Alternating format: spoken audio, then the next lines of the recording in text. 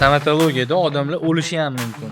Tishlarni raki bormi? Og'izda ko'rsangiz qo'rqib ketasiz bu narsadan. Studiyamizning mehmoni Shohir aka stomatolog. O'sha yuzlarda ancha-muncha soqqa kirib ketganda, Nech pul qancha vaqt turib beradi?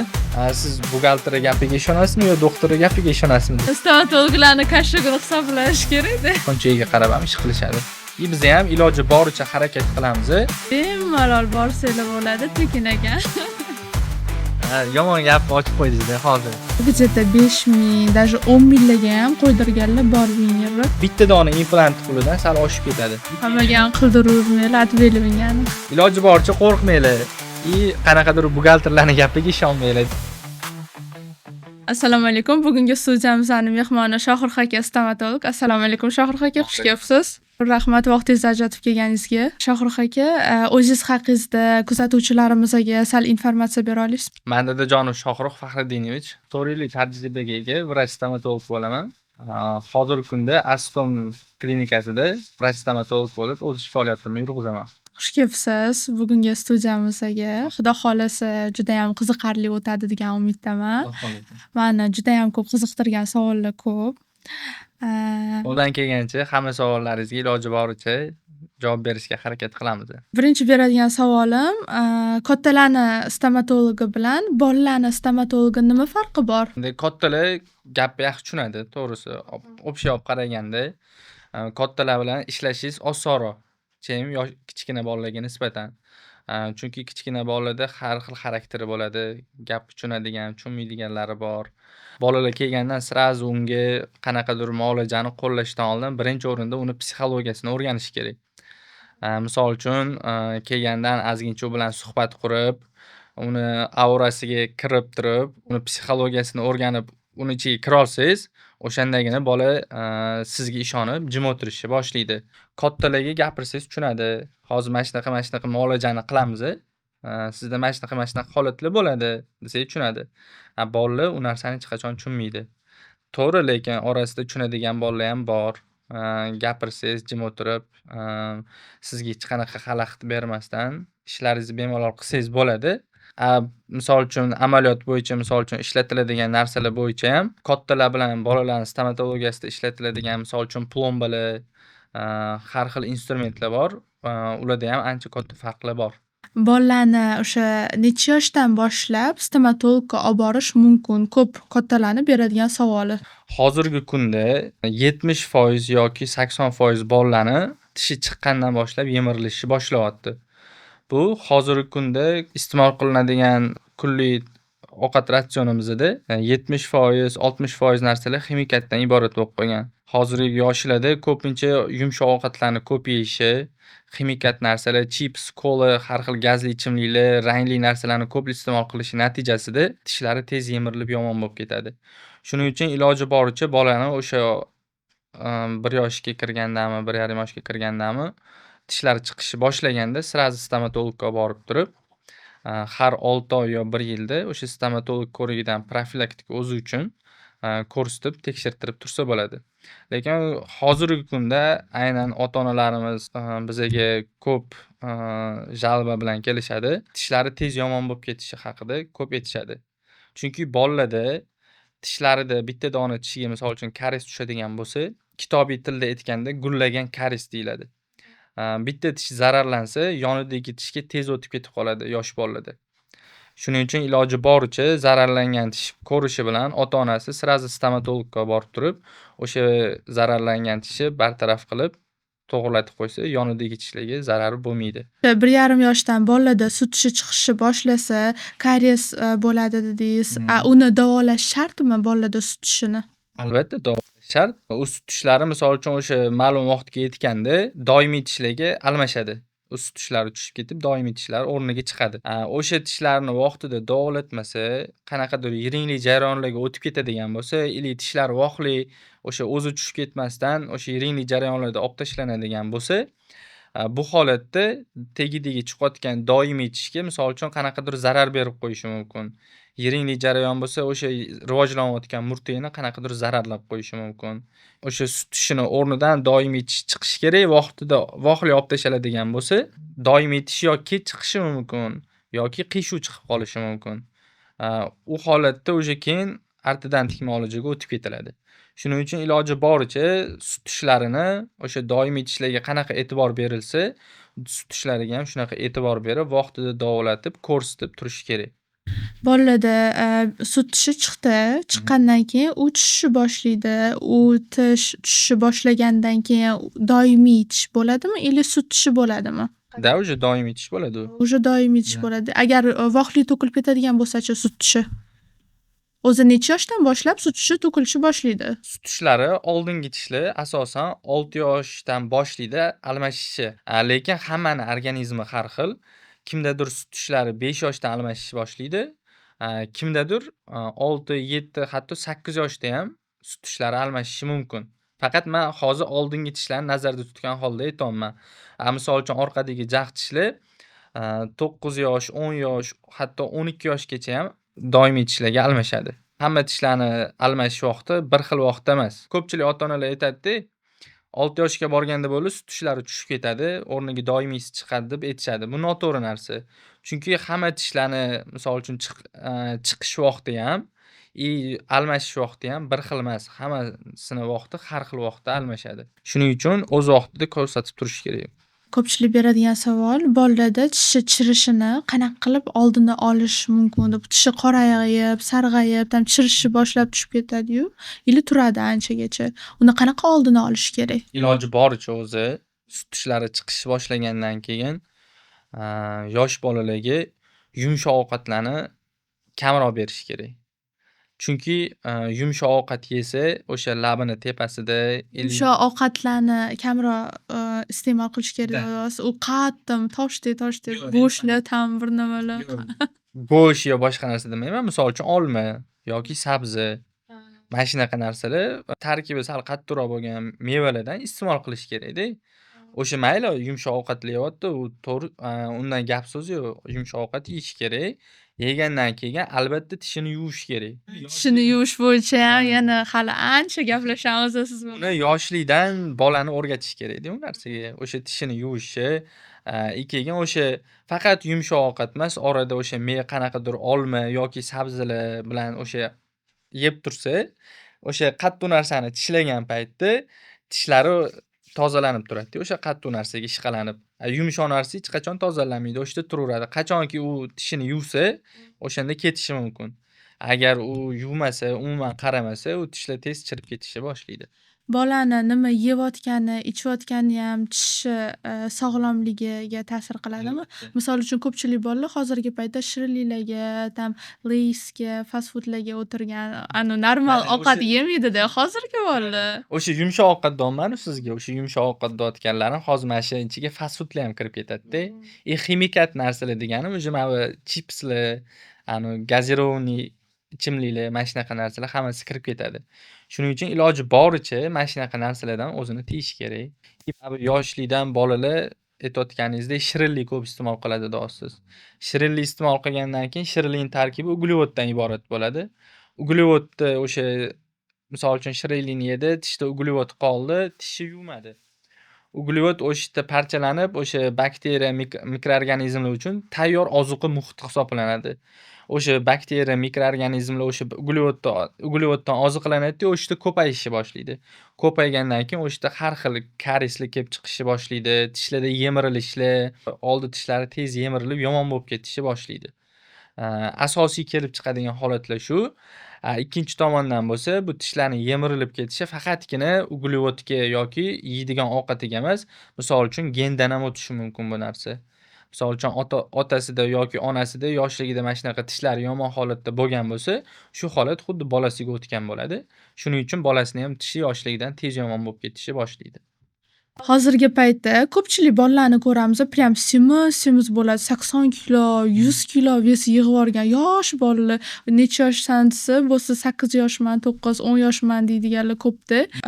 Ovqatni chaynash protsessiga ham bog'liqmi semirish? Ovqatni chaynash protsessiga ma'lum miqdorda nima bo'lishi mumkin, qanaqadir ta'sir qilishi mumkin.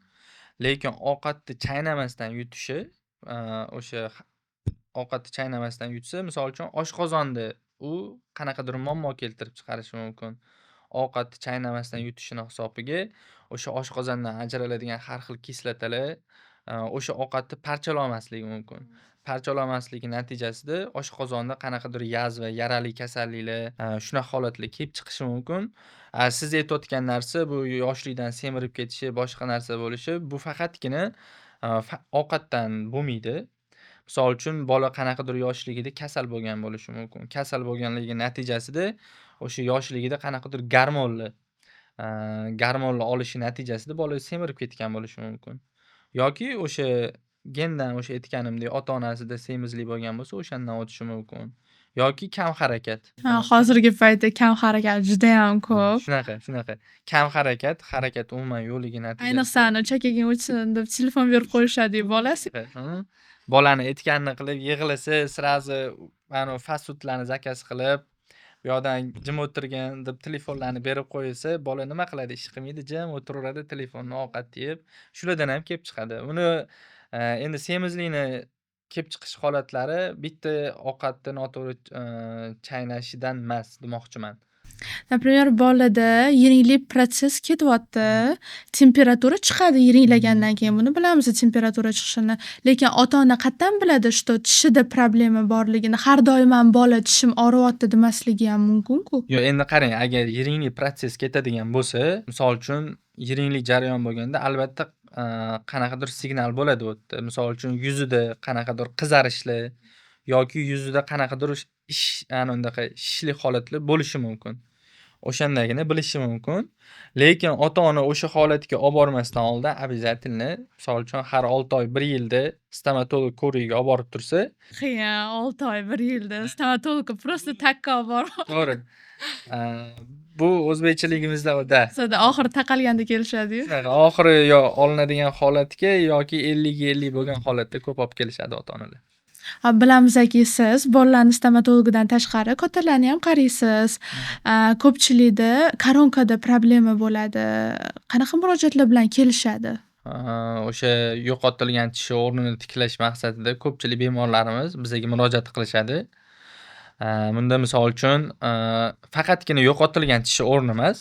Misol uchun tishlarning holati yaxshi holatda emas. Uje tishlari qanaqadir uje plomba bo'lib, ko'p qismi yo'qolgan. Shu holatda o'sha plomba qo'yyapti, tushib ketyapti, plomba qo'yyapti, tushib ketyapti. Bu holatda o'sha tishni saqlab qolish maqsadida tishni ustiga koronkalar qo'yib tishni saqlab qolsa bo'ladi. Keyin ikkinchisi, misol uchun yo'qotilgan tishi o'rnini tiklashda o'sha mostavidniy koronkalar bor. O'zi necha xil koronka bor? O'zi koronkalar turlari ko'p. Lekin biz asosan foydalanadigan bemorlarga qo'yadigan koronkalarimiz ko'p qismi sirkoniy koronkalar bilan metal keramika koronkalari hisoblanadi. Buni ham misol uchun metal keramikani ham qanaqa holatlarda qo'yishmaslik, uni ham ko'rsatmalari bor. Sirkoniy koronkalarni ham qanaqa holatda qo'yish kerak, qanaqa holatda qo'ymaslik kerak. Ularning ham alohida ko'rsatmalari bor. Keyin alohida misol uchun Emax koronkalari bor. Hozirgi kunda zamonaviy. Ular misol uchun oldi tishlarda ko'p odamlarda kuzatgan bo'lsangiz, oldi tishlarning o'rtasi ochiq holatda bo'ladi, diastema holatida. Buni ham kelib chiqish sabablari ko'p. Misol uchun travma natijasida yoki uzdechka, o'sha uzdechkalarni yoshligidan kestirmaganligi sababli tishlarning o'rtasigacha uzdechka o'sib kirishi natijasida tishlar orasi ochilib qoladi.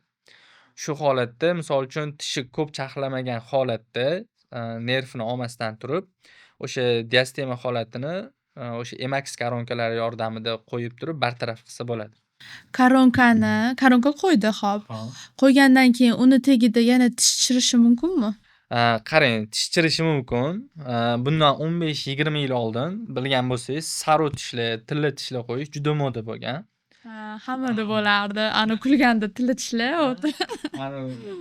Oldingi odamlarning gapi bor-ku, kulganimda ana tilla ko'rinib tursin deb ko'pchilik o'shanaqa moda bo'lgan tilla tish qo'ydirishgan.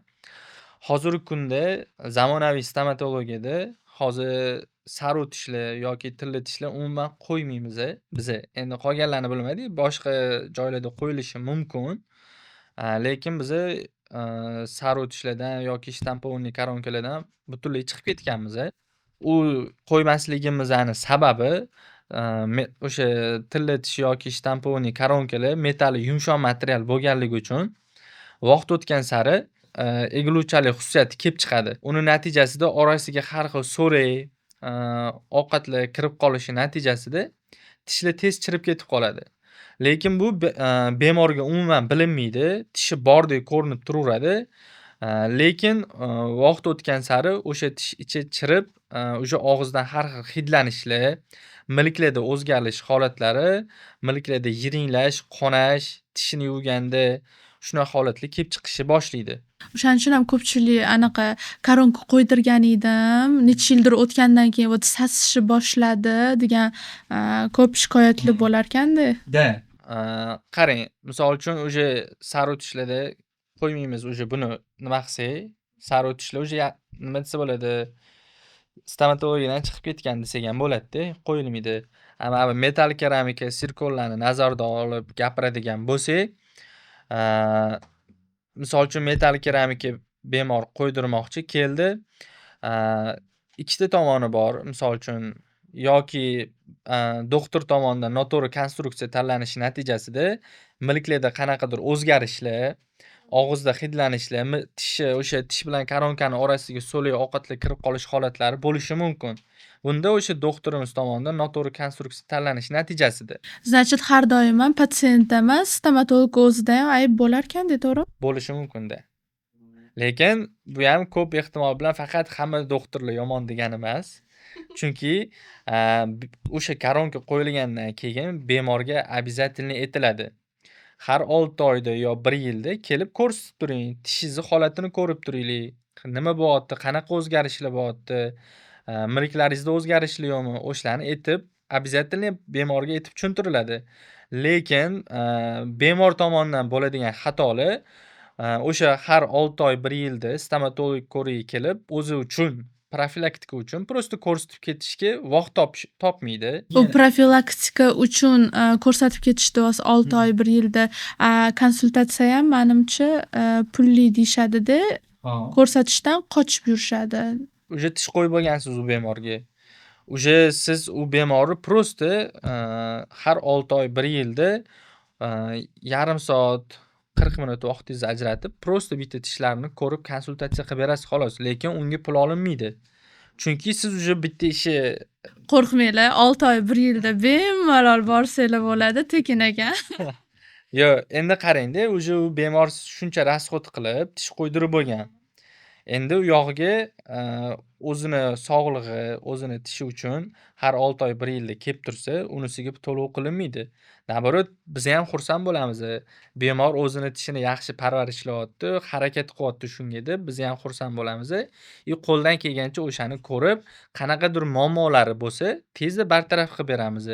Именно o'sha yomon holatga olib bormasdan, milklarida o'zgarishlar, qonashlar, koronkani ichiga har xil so'lik ovqatlar kirib qolishlar, koronka tushib ketish holatlari bo'lib qolishidan oldini olsa, biz ham albatta xursand bo'lamiz.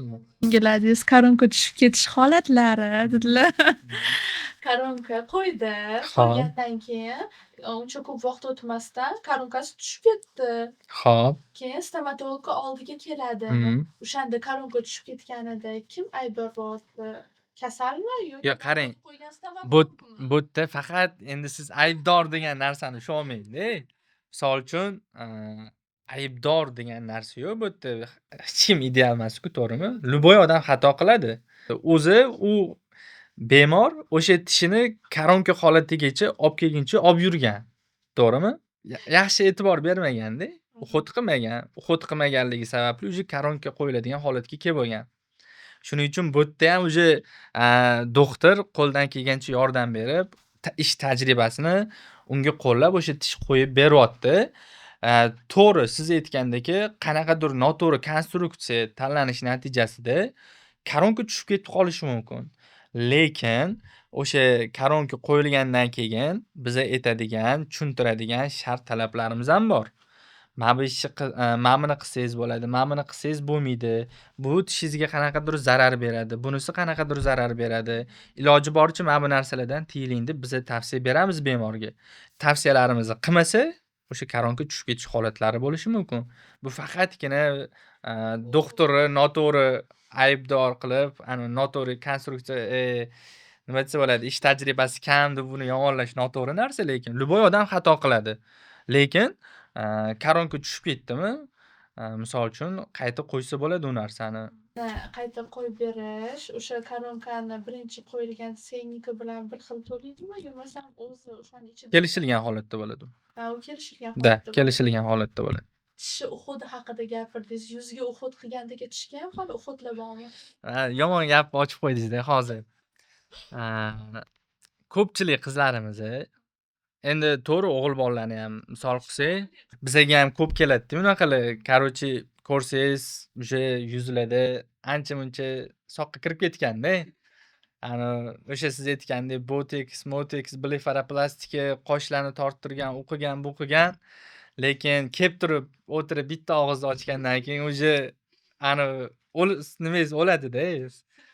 Motivatsiya o'lib ketadi-da. Shuncha faqat face'ga, tashqi ko'rinishga e'tibor beradida, lekin mana bu kerakli organga mana bunaqa misol uchun anaqa pul ajratishga yoki uxudga vaqt ajratishga kelganda shu narsadan tiyadi ko'pchilik ayol qizlar.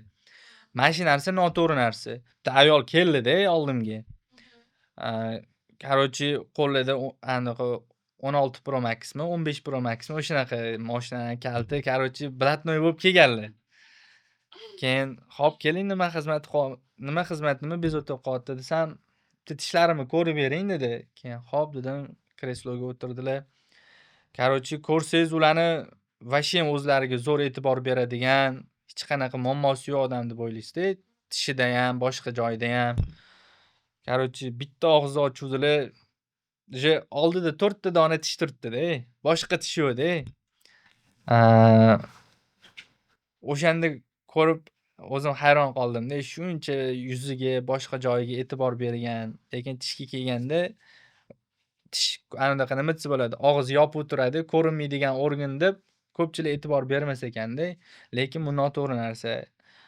Tishga o'z vaqtida e'tibor bermasa, u ham misol uchun sistemik kasalliklarni keltirib chiqarishi mumkin-da. Qanaqa kasalliklarni keltirib chiqaradi tishga e'tiborsizlik? Qarang, tishga e'tiborsizlik, misol uchun tishingiz, любой tishingiz, misol uchun oldi tishlaringizmi yo jag' tishlaringizmi, shu og'izib tashladingiz. O'sha joyga qanaqadir tishni o'rnini to'ldirish uchun yo implant yo mostavidniy koronkalar qo'ydirmadingiz. Qo'ydirmagan paytingizda u tishni yonidagi, atrofidagi kontakt sohasida joylashgan tishlar yoki qarama-qarshisida, antagonistida joylashgan tishlar yonga yoki tepaga yoki pastga o'sib ketishni boshlaydi. Ular o'sha organizm mana shunaqa narsaki, bo'sh joyi to'ldirishga harakat qiladi. Misol uchun, o'rtada bitta dona tishingiz yo'q, ikkita yonida tish bor. O'sha bo'sh joyi ikkita yonidagi tish to'ldirishga harakat qilib, Bir-biriga surilishni boshlaydi. Keyin tepadagi tishi bor. Misol uchun, pastda tish yo'q desak, tepadagi tish pastga qarab o'sishni boshlaydi. 20dan keyin o'zi suyi o'sishi to'xtaydi. Tish o'sishi to'xtamaydimi? Yo'q, qarang-da, mana 20dan keyin o'sish to'xtaydi deyapsiz, lekin tishlar bir-biriga bog'langanda. Chunki bekorga yaratilmaganda, tepada tish, pastda tish. U bir-biriga bundoq bir-biriga tegib, ushab turadi. Agar bittasi yo'q bo'lsa, tishlashda qatnashmaydi-ku. O'sha bo'sh tomonga qarab tish o'sib ketishni boshlaydi. Bo'sh joyi to'ldirishga harakat qiladi-da. Shunda tishlarda, jag'larda o'zgarishlar kelib chiqadi. Birinchi o'rinda muammolardan bittasi. Bu ham biz oddiy gapiryapmiz, lekin bu o'zgarishni o'zingiz og'izda ko'rsangiz, qo'rqib ketasiz bu narsadan. Jag'larda o'zgarishlar kelib chiqishni boshlaydi. Keyin bu yoq tomonda o'sha jag' tishi yo'q, chaynamayapti, bu yoq tomonda chaynashga o'tadi. Bu yoqda tishi bor-da chunki. Bu yoqda chaynashni boshlagandan keyin faqat bir tomondagi jag'da ovqat chaynashni boshlaganda bo'g'imlarida o'sha muammo kelib chiqishni boshlaydi. Bir tomon ishlayapti-da chunki. Bo'g'imlarida muammo kelib chiqishni boshlaydi. O'sha bu yoq ham og'rishni boshlagandan keyin ovqatni yaxshi chaynamasdan yutishni boshlaydi. Ovqatni yaxshi chaynamasdan yutgandan keyin o'sha oshqozonda ichinglarda qanaqadir muammolar kelib chiqishni boshlaydi. Yazvalar bo'lishi mumkin. Misol uchun ovqatni chaynamasdan chala hazm yutyapsizda, u o'sha ichinglarni oshqozonni qaysidir devorlarini shilib qo'yyapti. Uje qanaqadir yazvaga o'tib ketadi bu. Keyin mana shu narsa uje og'iz bo'shlig'idan boshlanyapti, oshqozonga o'tib ketyapti. Uje sistemli kasalliklarga o'tib ketyapti.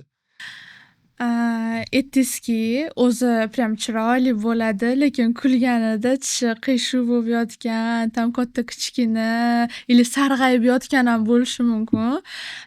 Hammayam endi prям gollivudskiy улыбка bilan tug'ilmaydi. Gollivudskiy улыбкani qilish uchun обязательно viner qo'ydirish shartmi? Yo'q, qarang, bu misol uchun odamlarni tishi chiroyli bo'lib, formalari chiroyli bo'lib ham misol uchun tug'ilishi mumkin. Tug'ilganda tishlari chiroyli bo'lib shakllanishi mumkin.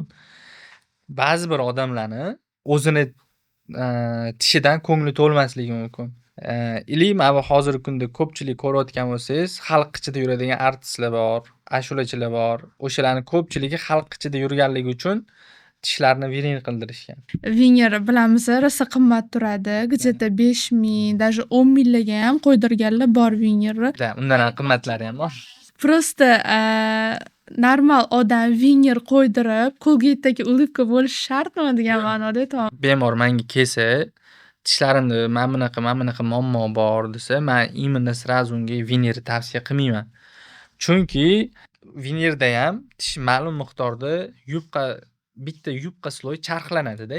Kulganida tishlari sap-sariq bo'lib turadi dedingiz. U tug'ma sarg'ayish bo'ladimi, или orttirilgan sarg'ayish bo'ladimi? Uni qanaqa xillari bor? O'zi sarg'ayish nimadan kelib chiqadi? Etiologiyasi nimada? Orttirilgan bo'lishi mumkin, ili gendan o'tgan bo'lishi mumkin.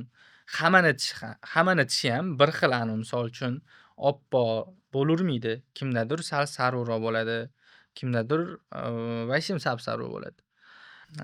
Orttirilgan bo'lsa, misol uchun qanaqa? Tishlarni o'z vaqtida yuvmasa, gigiyenasiga e'tibor bermasa, o'sha aytganimdek stomatolog ko'rigiga borib tishlarini ko'rsatib turmasa, o'sha sarg'ayishlar kelib chiqishi mumkin. U sarg'ayishni o'zi emas, sarg'ayish bilan birga o'sha tishda bunaqa uchraydigan toshlar, milk usti, milk osti toshlari bor, o'sha holatlar. Keyin tug'ilganda tabiiy tishi sariq bo'lsa, bemor bizga kelib turib, "Mana shu tishim sariq, viner qo'yib bergin" deb aytsa, qo'ymasa keyin viner qo'yib beramiz. Sababi vinerda ham tish charxlanadi. Charxlangan paytda ma'lum bir emalli qismi olib tashlanadi. Lekin tishi o'zini sog'lom nima desa bo'ladi, strukturasiga umuman hech narsa yetmaydi. Значит, tishi sariq odam orttirilganmi, tug'mami, o'sha sariqligicha yuraverish kerak-da, to'g'rimi? Yo'q, yuraverish kerak emas. Qarang, siz noto'g'ri tushunyapsiz-da hozir. O'sha sariqligidan o'zini ko'ngli to'q bo'lsa, ko'ngli to'lsa, borligicha qabul qilsa, undan muammo yo'q. Lekin qanaqadir o'zi uyalsa, odamlarning ichida yurganda, tish sariqligidan uyaladigan bo'lsa, undan muammo yo'q. Biz qilib beramiz u narsani, o'sha tishlarni charxlab turib, o'sha ustlariga viner qo'yib, sariqlikni ketkizib beramiz. Faqat bu sariqlikni ketkizish faqat viner bilan emas. Misol uchun birinchi o'rinda o'sha chiski yoki adbelvini tishlarni oqartirish. Shu yo'llar bilan ham tishlarni oqartirishga harakat qilib ko'rsa bo'ladi. Faqatgina yechim viner emas. Tishni oqartirish xavflimi, xavfsizmi?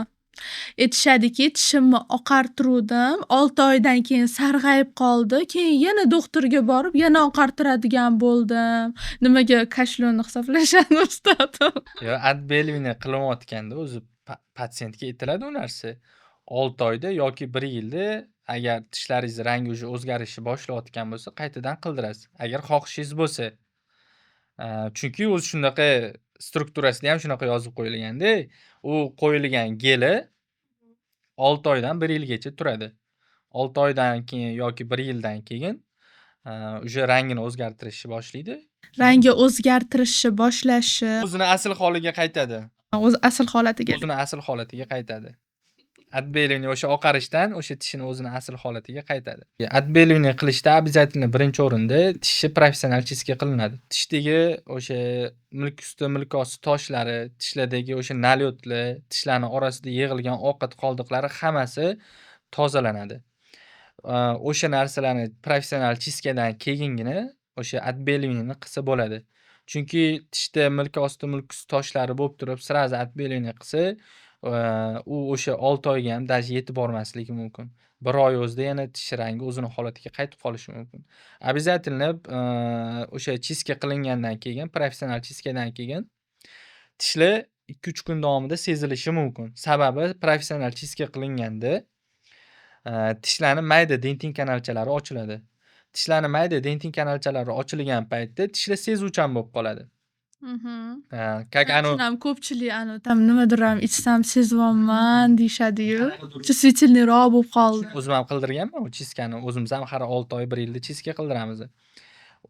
O'zimda bo'lgan narsa, misol uchun muzdek yoki issiq narsa ichadigan bo'lsam, sразу oldi tishlarim tez sezishni boshlaydi. Keyin muzdek havodan og'izdan nafas olgan paytda o'sha tishlar tez sezuvchan bo'lib qoladi. Bu narsa 3-4 kun davom etadi. 3-4 kundan keyin o'sha tishni dentin kanalchalari qobiq yordamida yopilib olsa, uje sezuvchanlik sekin ketishni boshlaydi. U 6 oygacha emas-da, chuvshichilnish.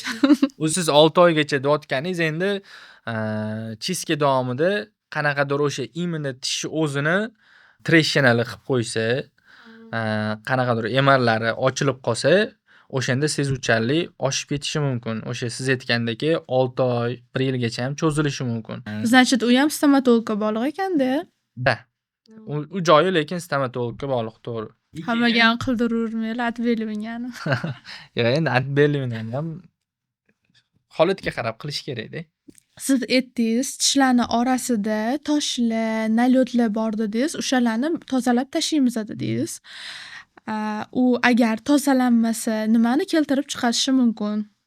Tish toshlarini o'z vaqtida o'sha tozalab olib tashlanmasa, har xil milk kasalliklari kelib chiqarishi mumkin. Misol uchun, tishlarda qanaqadir yemirilishlar yoki milkda yallig'lanishlar, ya'ni parodontit, og'ir holatlari parodontozlarga olib kelishi mumkin. Misol uchun, parodontitda o'sha bemor tishini yuvgan paytda milklari qonashni boshlaydi. Keyin og'izdan badbo'y hid kelishni boshlaydi. Sababi o'sha yerda milk tish bilan milkka orasida infeksiyaga to'lgan qon bo'ladi. O'sha bemor tishini yuvgan paytda o'sha infeksiyaga to'lgan qon chiqib kelaveradi. Sababi milk ostida joylashgan toshlar milk har doim travma qilib turadi-da. U tuzalmaydi. U qachonki tuzaladi, o'sha sababchisini yo'q qilsa, qachonki o'sha professional chistка yordamida o'sha milkka orasida joylashgan tish toshlarini tozalab tashlagandan keyin milklar sekin tishga yopishishni boshlab, bemalol o'zini holatiga kelganda, keyin u yaxshi holatga o'tadi. Bo'lmasam, milklarda qonashlar, og'izdan hidlanishlar, tishlarning yemirilishlari, har xil karies holatlari kelib chiqaveradi o'shandan. Hozirgi paytda ko'pchilik stomatolog oldiga implant qo'yaman deb boradi. 2026 ni trendi desa ham bo'ladi. Implant o'zi nima? Implant hozirgi kunda yo'qotilgan tishi o'rnini tiklash uchun eng zo'r va ideal yechim hisoblanadi. Misol uchun, o'sha bitta dona yo'qotilgan tishi o'rnini tiklash uchun suyaga qo'yiladigan sun'iy ildiz. Bu implant. Uni ustiga keyin alohida o'sha koronkasi qo'yiladi. Misol uchun, bitta tishingiz yo'q, olib tashlandi. O'rnini to'ldirish uchun oldingi paytlar или hozir ham. Misol uchun, bitta tishi o'rnini tiklash uchun ikkita sog'lom tishni davolab turib, qo'pol qilib aytganda, nervini olib tashlab, kanallarini plomba qilib, ustini plomba qilib, ikkita sog'lom tishingizni chaqlab koronka qo'yilgan. Sababi mostavidniy koronka bo'lganda, o'sha yo'qotilgan tishi o'rnini tiklash uchun ikkita sog'lom tishdan voz kechilgan. Hozirgi kunda ideal eng to'g'ri yechim o'sha yo'qotilgan tishi o'rnini tiklash uchun bitta dona sun'iy ildiz yordamida o'sha yo'qotilgan tish o'rnini tiklab qo'ysa bo'ladi. Lekin hozirgi kunda ko'pchilik bemorlarga qo'yamiz o'zi, lekin kelganda misol uchun sразу aytishadi bizaga, bu qanaqadir rak kasalligini keltirib chiqarar ekan, nimadir qilar ekan, Buni kim aytdi deb so'rasangiz eng qizig'i, ana bitta dugonam aytdi, u bitta dugonam aytdi deb ko'p gap aytishadi-da shunaqa. Lekin, bu noto'g'ri narsa. Chunki implant, misol uchun, birinchi to'satdan kelgan odamga srazu qo'yib ketaverilmaydi. Tishlarni raki bormi? Tishlarni raki bor-da. Metastaz bergani hisobiga tarqalganmi ili o'zini raki? Yo'q, imенно implantdan kelib chiqadi degani emas. Bemorga implant qo'yishdan oldin u bemor to'liq o'rganib chiqiladi. Rentgenlarga tushiriladi, o'sha 3D apparatlarda suyaklari o'lchanadi, o'sha suyaklarda qanaqa muammolar bor, yo'qligini o'rganib chiqiladi. Bemorni o'zi bilan ham suhbat qilinadi. Ja kerak bo'lsa, qanaqadir analizlarga ham jo'natishimiz mumkin. Bemorlarni nimadandir podozreniya qiladigan bo'lsak. Bemorni o'zi qanaqadir saxri bo'lishi mumkin yo boshqa narsasi bo'lishi mumkin. O'shalarni aytsa, o'shanga qarab turib biza implant qo'yish mumkin yoki mumkin emasligini aytamiz bemorlarga. Lekin bu imенно implant qo'yish qanaqadir rak kasalligini keltirib chiqaradi deyish bu noto'g'ri narsa. Men bitta o'zimizni ish faoliyatimizda emas, boshqa stomatologlarning ham ish faoliyatida hali ko'rganim yo'q. Imенно shu implantdan qanaqadir rak kasalligi kelib chiqdi degan gapni men eshitmaganman. Implant qo'yaman deb yurishadi-da, lekin og'rig'idan qo'rqishadi. Endi o'sha bu ham hozirgi aytgan gapimda, qaysidir dugonasini gapi yaqinda shu bitta nima bo'ldi. Bitta patsientimizga tishlari yomon bo'lib ketgan, одномоментный implant qo'ydi ikkita. Yomon bo'lib ketgan tishini srazu olib, o'rniga implant qo'yib, o'sha joyni yopib qo'ydik. U bemorimiz уже tayyor, implantga o'sha 3D rentgenlar olib kelib bergan, kunini, vaqtini aniq qilib qo'yganmiz. Kech payt menga telefon qilyaptilar. Shohruh, mana shunaqa, hozir bitta ishxonamdagi sherigim yetib qoldi-da. Короче, implant qo'yilgandan keyin og'riq vashim bu qattiq bo'lar ekan, yuz ishib ketib qolar ekan, nimadir bo'lar ekan, qanaqadir kasalliklar keltirib chiqarar ekan deyaptilar-da. U sherigingiz kim? Doktormi deyapman-da. Yo'q, buxgalter deyaptilar-da. Siz buxgalter gapiga ishonasizmi yo doktor gapiga ishonasizmi deb maqsam, yo'q. Buxgalter, chunki men sheriga. Yo'q, siz gapingizga ishonaman deyaptilar-da. Bo'ldi, bo'lmasam kelavering dedim. Ertaga chiroyli qilib implant qo'yib beramiz sizga dedim. Ertasi kuni keldilar. O'sha kunning o'zida o'sha одномоментный tishlarni olib tashab turib, ikkita yo'qotilgan o'sha yomon bo'lib ketgan tishi o'rnini ikkita dona sun'iy ildiz implant bilan tiklab qo'ydik. Mana ertasidan o'sha video yozib tashlayaptilar menga. Shohruh hammasi zo'r, hech qanaqa og'ruvlar yo'q, ishlar yo'q, boshqa narsa yo'q deb aytayaptilar-da. Ish bo'ladi qachonki одномоментный implantda ozgincha ish holatlari bo'lishi mumkin. Chunki achok любой joyingizni misol uchun urib olsangiz ham, boshqa narsa bo'lsangiz ham ozgincha ko'karadi-yu, travma bo'ladi. Shunaqa holat tish olingan paytda travmani hisobiga ozgincha achok berishi mumkin. U bo'ladigan narsa. Chunki seli o'tda tish olib tashlanyapti-da, implant qo'yib, tikib qo'yilyapti u narsa. Shunda ozgincha ishishi mumkin u narsa. Ishmasligi mumkin qachonki именно o'sha tish yo'q, suyini o'zi o'sha joyga implant qo'yib yopib qo'yadigan bo'lsangiz, o'shanda ishmasligi mumkin. Chunki u yoqda travma kam bo'ladi.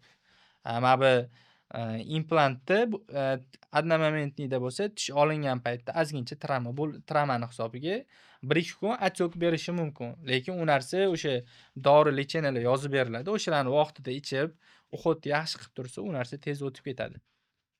Shuning uchun bemorlarga maslahatim, iloji boricha qo'rqmanglar. Qanaqadir buxgalterlarning gapiga ishonmanglar-da, doktorning gapiga ishonib. Implant qo'yishdan oldin analizlar topshiradimi bemor? Gepatitlarga. Da. Qarang, misol uchun bemor implant qo'yishdan oldin baribir suhbat qilasiz-ku, bemordan so'raladi shu narsa. Sizda qanaqadir yondosh kasalliklar bormi? Misol uchun baribir qonli jarayon bo'ladi-ku u yerda. Bemor ham aldamaydi unaqa paytda. Borini bor, yo'g'ini yo'q deb aytadi. Agar qanaqadir yondosh kasalliklari bo'lmasa, u shart emas analiz topshirish. Agar yondosh kasalliklari bo'lib turib, misol uchun Saxri baland odamlarga implant qo'yib bo'lmaydi-da. Chunki yananing o'rni bitishi qiyinlashadi yoki bitmasligi mumkin. Shuning uchun analiz topshiriladi. Saxrini tushirib turib, bir me'yorda ketgandan keyin implant qo'ysa bo'ladi. Implant nech pul? Qancha vaqt turib beradi? Hammani prям qiziqtiradigan savol. Stomatologlarni Video kashligini hisoblash kerak-da.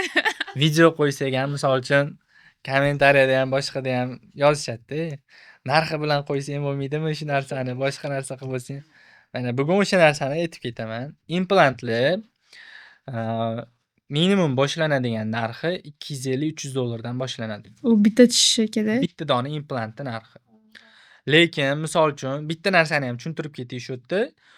Yosh katta odamlarda og'iz bo'shlig'ida umuman tishi bo'lmasdan turib, misol uchun sog'lom odamda 32 ta tish bo'ladi. Umuman tishi bo'lmasa, o'sha umuman tishi bo'lmagan joyda implant qo'yib tishini tiklash uchun 32 ta implant qo'yilmaydi. Ko'pchilik bemorlarimiz shunaqa tushunishar ekanda. Umuman og'zimda tishim yo'q, agar 250 yo $300 dan implant qo'ydiradigan bo'lsam, 32 ta implant qo'ydirishim kerak deb tushunishar ekanda. U noto'g'ri narsa. Hozirgi zamonaviy stomatologiyada implantatsiya operatsiyasida maksimum 6 tadan 4 tagacha misol uchun hozirgi All-on-6 degan metodlar bor. Shu metodlar yordamida yo'qotilgan o'sha bitta jag'dagi tishlarni polniy tiklab qo'ysa bo'ladi. Misol uchun pastki jag'ga 4 ta dona implant polniy tish qo'yilsa bo'ladi. Tepa jag'ga ham misol uchun 4 tadan yoki 6 tagacha implant qo'yib turib, suyakni holatiga qarab polniy tishni tiklab qo'ysa bo'ladi. Lekin hech qachon 32 ta implant qo'yib turib, yo'qotilgan tish o'rni tiklanmaydi. Qaysi biri yaxshi? Ko'prikli protezmi ili implantmi? Qarang, buni ham qo'yiladigan holatlari bor. Misol uchun, o'sha ko'priksimon protez mastovidniy koronka deyapsiz-da hozir. Mastovidniy koronkada o'sha aytganimdek, ikkita yonidagi tishi sog'lom bo'lsa, iloji boricha o'sha sog'lom tishga tegmasdan turib, o'sha bitta yo'qotilgan tish o'rniga implant qo'yib tiklab qo'ygan yaxshi. Lekin ko'pchilik bemorlarimiz noto'g'ri o'ylashyapti. Misol uchun implant qo'ydirsam qimmatga tushib ketaman. Misol uchun u bemor kelgandan keyin men tushuntirib beraman. Mastovidniy koronka qo'ysam, birinchi o'rinda tishingizni o'zini davolab chiqishim kerak. Kelishingiz bilan srazman chaqlab turib, qolib olib turib, buni tish qo'yib bera olmayman uni ustiga. Birinchi men koronka qo'yganimdan keyin uni tishiga ham, koronkasiga ham men javob beraman-da. Misol garantiya sifatida-da. O'sha garantiyani bera olishim uchun men birinchi o'rinda tishini o'zini ildizidan davolab chiqishim kerakman. O'sha ildizidan davolab chiqsamgina o'sha garantiyani bera olaman. Ko'pchilik bemorlarimiz keladi, tishini tagini ildizini davolatishgan holatda ustiga koronka qo'yib bering deyshadi. Bo'ldi, qo'yib beraman, lekin men garantiya bermayman. U ildizingiz tagida qanaqa izmeniylar bo'lishi, o'zgarishlar. Ya'ni vaqt o'tgandan keyin qanaqadir yiringli jarayonlar bo'lib qolsa, koronkani yechib tashlashga to'g'ri keladi. O'sha holatlarda men sizga hech qanaqa garantiya bermayman deyman. Qachonki men garantiya beraman, o'zimni qilgan ishimga, misol uchun ildizini ham o'zim davolab turib, ustiga ham o'zim koronka qo'yib beradigan bo'lsam, o'shanda garantiya bera olaman. Shtobi tagida qanaqa lecheniya amalga oshirganligimni bilaman o'zim. O'shanga qarab turib ayta olaman. Shu narsani misol uchun hisoblab beraman-da, shu lecheniyalarim, misol uchun ildizini davolashim, ustiga koronka qo'yishlarim bitta dona implant pulidan sal oshib ketadi. Shu narsani bemorlar tushunishi kerak. Agar tishi yo'q bo'lsa, o'sha joyiga o'rnini bitta dona implant bilan tiklab qo'yishi iloji bo'lsa, shu implant bilan tiklagan yaxshi. Agar yonidagi tishlari sog'lom bo'lmasdan, karies tushib, qanaqadir o'sha chirib yomon bo'lib ketgan holatlar bo'lsa, unda o'sha mastovidniy koronka qo'ysa bo'ladi. Sababi o'sha tishlar, yonidagi tishlar ham holati yaxshi emas. O'sha u tishlarni ham davolash kerak. O'sha davolagan paytda unda ham ikki xil variant bersak bo'ladi. Misol uchun mastovidniy koronka qilsak ham bo'ladi deb, yoki bo'lmasam o'sha yo'qotilgan tish o'rniga bitta dona implant qo'yib turib, bu yomon chirib yomon bo'lib ketgan tishlarni o'zini одиночка, ya'ni bitta koronka qo'yib tiklab qo'ysa bo'ladi deb, unaqa variant bersak ham bo'ladi.